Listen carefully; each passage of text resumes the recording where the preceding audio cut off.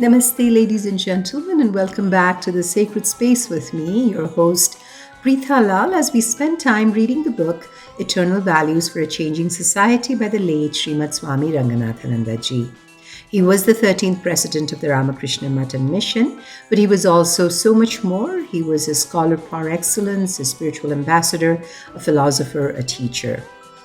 If you're new to this space, welcome. And this multi-volume treatise that I have decided to read to you through this podcast is a testament to the breadth of his knowledge and the depth of his wisdom. If you are back here, welcome again. And in today's episode, we continue the discussion of science and religion that we have been doing for the past several weeks. And Swami Ranganathananda today talks about dharma and social ethics and elucidates with so much depth on the Indian spiritual tradition. In today's episode, we will discuss his thoughts on the synthesis of science and religion in education and also get into how these potent concepts measure up to magic and miracles, which are globally recognized in many forms of socio-cultures. The path to rationality is never without hypothesis, and the evidence the Swami continues to enlighten us with both of these prolific ideas just blows my mind. Thank you for your presence again here, and let us begin. Need for a synthesis of science and religion in education. Education has to enable all students to achieve at least a fraction of the synthesis of East and West, spirituality and science, contemplation and action. It is the science of spirituality, or the Paravidya, the supreme science, that fosters in the human being ethical, aesthetic, and spiritual values, including the moral values associated with pure science. The harmony of all these values and the intrinsic harmony between science and religion, always upheld in Vedanta, became revealed in our time in the deep spiritual kinship between Narendra, the later Swami Vivekananda, the representative of Aparavidya, and Sri Ramakrishna, the full embodiment of Paravidya. All such values emerge from out of the depths of the human spirit at a certain stage of human evolution and after the achievement of some measure of mastery of the environment by him. They do not emerge from physical nature itself. It is folly, therefore, to believe or to expect that they will automatically result from industry, from technological manipulations of physical nature, and from the wealth resulting from such achievements. Protesting under such widely held modern folly, the late Bertrand Russell said in The Impact of Science on Society, and the Swami quotes here, "The machine as an object of adoration is the modern form of Satan, and its worship is the modern diabolism. Whatever else may be mechanical, values are not, and this is something which no political philosopher must forget." Unquote. It is thus obvious that if the current secular school and university education is high and higher education, the spiritual education that Swami Vivekananda received from Sri Ramakrishna in our time, bearing wonderful fruits of character strength and compassion, deep as the ocean, as broad as the skies, and harmonizing the East and West, religion and science, the sacred and the secular, is indeed the highest education into which the other two, to fulfill themselves, must lead a child. Sri Ramakrishna's experience and example also make it clear that the human being can enter into and benefit from the spiritual education from any stage or level of the school or college education. Wisdom can accompany and live in and creatively stimulate knowledge at any level, primary or secondary, undergraduate or postgraduate. It is also equally clear that without a little of that wisdom, knowledge at any of these levels can become, in the long run, not a blessing but a curse to oneself and to society, a breeding ground of pride, selfishness, exploitation, and violence on the one hand, and alienation, loneliness, and psychic breakdowns on the other. These have afflicted societies and civilizations in the past and led them to decay and death. And modern Western civilization is also facing that challenge today, as our own country also is absorbing the energies of this modern civilization at a fast pace today and is already experiencing some of its distortions. We shall be wise if we open ourselves up also to the eternal message of our Adhyatma Vidya, the science of the human being in depth, and generate a fresh capital of our spiritual energy resources with a view to digesting, assimilating, and transforming the physical and mental energy resources of our highly technical age. Vastu Tantra Jnana versus Purusha Tantra Jnana. The modern age demands that we meet the challenges of life with the challenge of an adequate philosophy. That adequacy can be ensured only if that philosophy dares to achieve a happy synthesis between the physical sciences and the science of spirituality. And this is the specialty of our Vedanta among the passing philosophies of the world. Vedanta is the only philosophy that is not only unafraid of the advance of scientific knowledge, but also warmly welcomes it. Truth is its passion, satyameva jayate, and not any pleasing opinion or dogma. Like modern physical science, Vedanta fosters the critical inquiring spirit along with detachment, objectivity, precision, and the challenge of verification. No field of knowledge can foster these moral and intellectual virtues and graces unless it is on the track of objective truth and not of mere personal, subjective fancies and satisfactions. This scientific characteristic of Vedanta is boldly brought out by Shankaracharya while presenting the great theme of Brahma Jigyasa, inquiry into Brahman, in his commentary on the Brahma Sutra, and while expounding the scientific frame of mind in his commentary on the Gita. In the former, he makes a distinction between Vastu Tantra Jnana, or knowledge depending on and arising from the Vastu, or the existing reality, and Purusha Tantra Jnana, or knowledge depending on the Purusha, or the person, on the moods and fancies and interests of the person concerned. Vastu Tantra Jnana, being knowledge of an existing fact, is independent of the knowing person. That knowledge is only the discovery of the fact, but it does not create it. Whereas Purusha Tantra Jnana is knowledge dependent on the person and is accordingly susceptible of being held, altered, or abolished depending on the person concerned. Kartum akartum, anyatha kartum sakyate, Purusha Tantravad eva, as observed by Shankaracharya. There is a vast field of human preferences constituting such Purusha Tantra knowledge, and they have their legitimate role to play in human life. But God and soul, as understood in Vedanta, are not mere subjective fancies. They belong to the field of Vastu Tantra, inquiry and knowledge. Brahman, the Swami quotes, immediate and direct, which is the innermost self of all, unquote, as we have earlier heard in the Brihadaranyaka Upanishad, describing the truth of God. Brahman, as a self of all, is the Pratyagatman, is the only rational sanction for ethics and morality. In the ever-present reality as the knower behind all acts of perception and knowledge, who cannot be made an object of knowledge, but yet whose negation also is an impossibility, for he or it is the very self of him who does the negation. Ya eva nirakarta tasyaiva atmatvat, says Shankaracharya.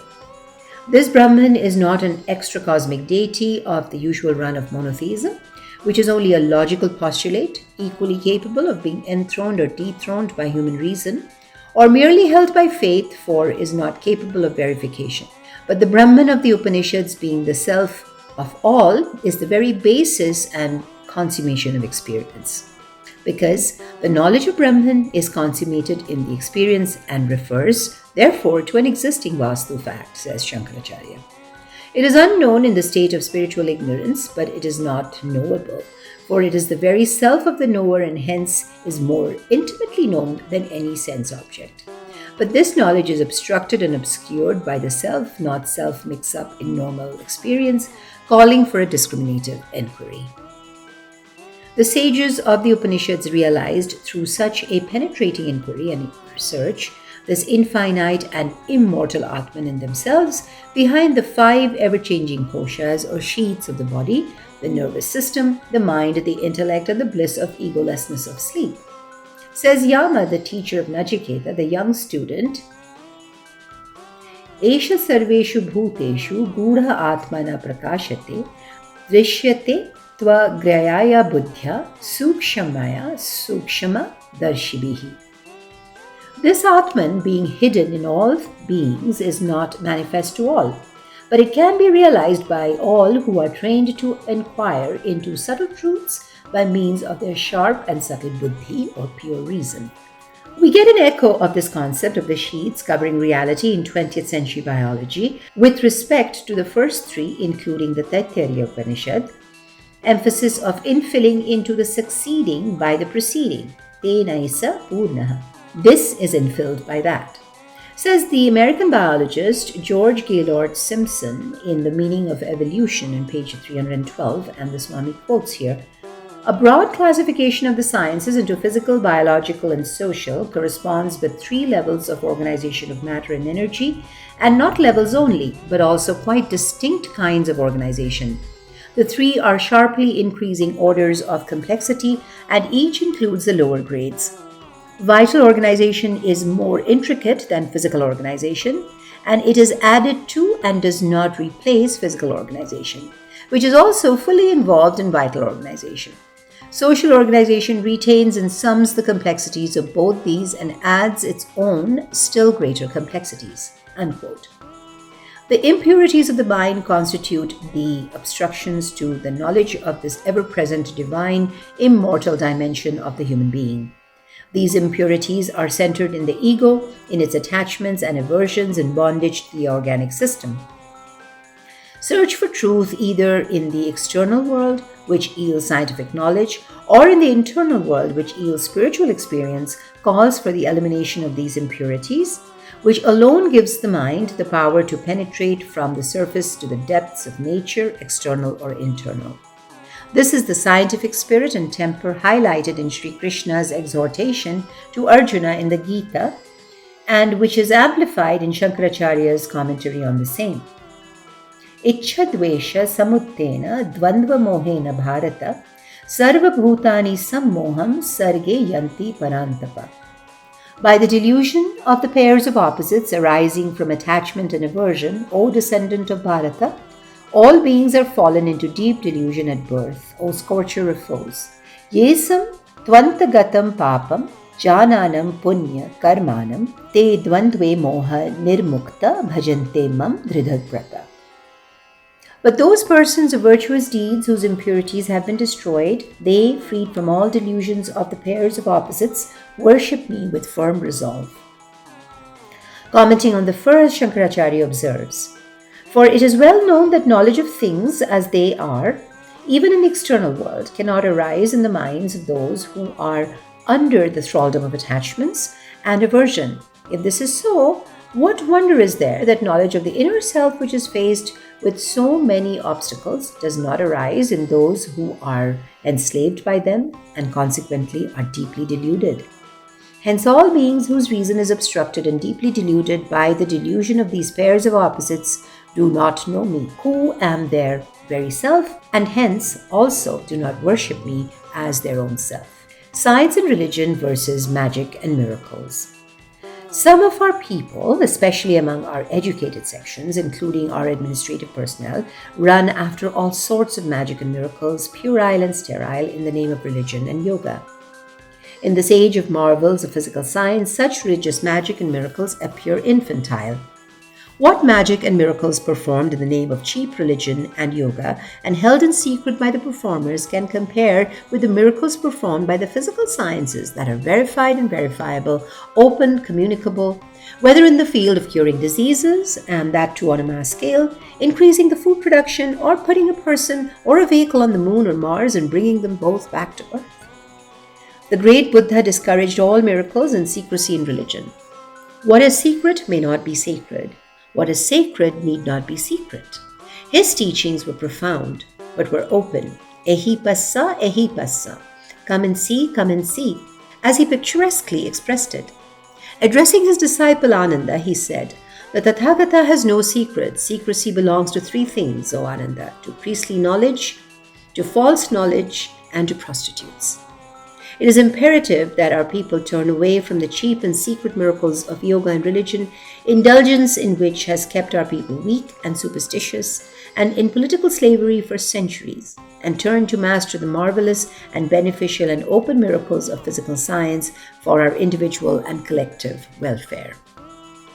The only miracle that can match and also overmatch the great miracles of modern sciences is the miracle of character produced by pure religion, by the science of spirituality. Purity, love, compassion, work efficiency, dedication, and service, these are wonderful fruits that are produced by the science of religion in us. Gandhi worked and taught, and the miracles of transmuting hatred into love and violence into nonviolence. Dependence on the cheap miracles of religion and yoga weakens the mind. They are hypnotic in their effects. Vedanta and all the great spiritual teachers of the world, therefore, always discourage them. Vivekananda preached Vedanta to dehypnotize such and other already hypnotized people in the East and West. Strength, strength is what the Upanishads preach to me from every page, he proclaimed. He preferred people becoming atheistic and agnostic to becoming superstitious fools, for the atheist and the agnostic, he said, can still attain freedom, but not those who are weakened by superstition. That is why Sri Krishna preached in the Gita, Buddhi Yoga, the yoga of reason, as the unfailing guide in life. Vedanta has provided the science of religion with an intelligible and international framework of terms and concepts, which help the various religions of the world to understand themselves, to understand and welcome each other, and to understand and appreciate the physical sciences. This is precisely the service of the modern physical science that has rendered to all physical or positivistic knowledge. Both thus become, though developed in different countries and in different periods of history, human contributions to knowledge and life fulfillment.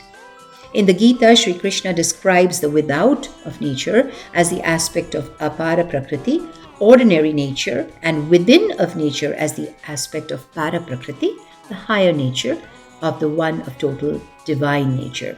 Apareyam ishtavanyam prakritim vidhi me param jiva bhutam mahabhaho yayedam dharyate jagat.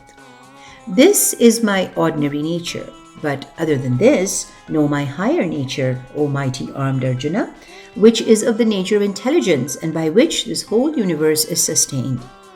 Commenting on this statement of Sri Krishna in his comment on the next verse, Shankaracharya says, Prakriti dvaya dvarena aham sarva jnana ishvara jagata karanam. Through this twofold nature, I, who am God, the all-knowing, being the nature of pure consciousness and the cause of this universe. The combination of these two, namely religion or the scientific approach to the within of nature and modern science or the scientific approach to the without of nature, constitutes the complete education for fulfillment for all humanity today. Echoing this conviction, in the concluding portion of his autobiography, astrophysicist R.A. Millikan says, and the Swami quotes here, "It seems to me that the two great pillars upon which all human well-being and human progress rest are first, the spirit of religion, and second, the spirit of science, or knowledge. Neither can attain its largest effectiveness without support from the other. To promote the latter, we have universities and research institutions. But the supreme opportunity for everyone with no exception lies in the first." Unquote. Thank you, friends. Wasn't that just beautiful to read? Thank you for your presence here, friends. Next time, we will discuss something that the world desperately needs today: rationalism and reason. Two very potent words that the Swami explains with such finesse and wisdom. I cannot wait to share that with you. For now, though, I take your leave and thank you again. Namaste.